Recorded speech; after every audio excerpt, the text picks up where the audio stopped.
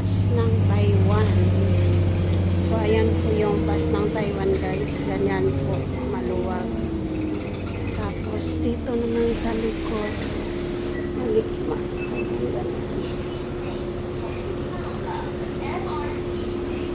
ganyan po ang bus dito sa Taiwan. Maluwag. Tapos nakaupo ka siya na may hawakan, diba? Yan ang malaking diferensya dito sa Taiwan bus at saka sa Philippine bus guys. Ayan, may safety ano sila, safety yan sa mga matatanda dito, mga bontes. So ayan, magsaswap sila dyan. Isaswap yung card dyan guys.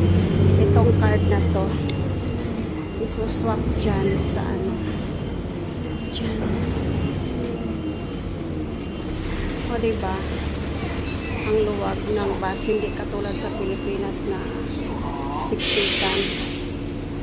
O dito ang luwag guys, nas may mga kapitan pa. O diba, tapos ang linis.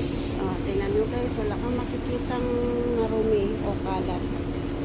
So dito ako umupo sa priority seat kasi wala namang nakaupo. Diba? Ang ganda ng bus dito guys. Maluwag.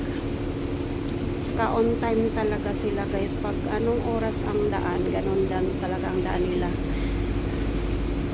Mayroon siyang titignan na ano,